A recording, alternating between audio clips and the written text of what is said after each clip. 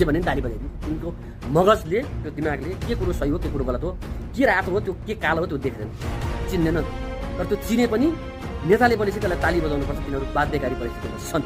यस्ता कार्यकर्ता भएको देशमा एउटा कुनै दलको जिम्मेवार दलको अध्यक्ष र प्रधानमन्त्रीको कुर्सीमा बसेको कार्यकारी प्रमुख भएको व्यक्तिले यो किसिमको अभिव्यक्ति दिनु यो एकदम गैर जिम्मेवार हो, यो एकदम खेदजनक छ, यो एकदम आपत्तिजनक छ, घोर आपत्ति सामने छ। दोस्रो कुरो के भने विचारको मलाई मन परेन, म राष्ट्र चाहन्छु। मलाई मन पर्ने दलहरू चोरहरू मन पर्छ, उनके लुटेर तन्त्र मलाई मन पर्छ। मैले विचार राख्न पाउन पाउनु निषेधको राजनीति चल्छ अहिलेको जमानामा।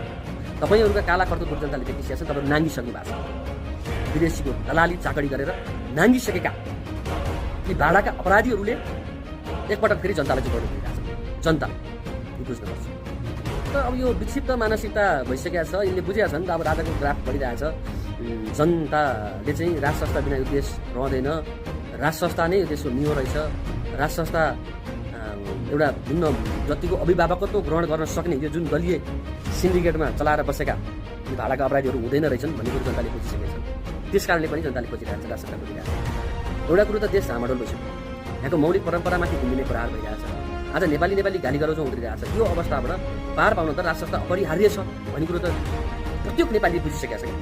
यस्ता अपराधीहरूको, यस्ता नाङ्गा भइसकेका व्यक्तिहरूको, यस्ता विदेशीका दलाली गरेर बसेका व्यक्तिहरू, यस्ता चाहिँ नागरिकता बेच्नेहरूको, यस्ता सीमा बेच्नेहरूको पछि लागेर उनका उक्साहटमा लागेर देश बर्बादी बनाउने, देशलाई बर्बाद बनाउने तर्फ नलाग्नु हुन म फेरि पनि आग्रह गर्दछु।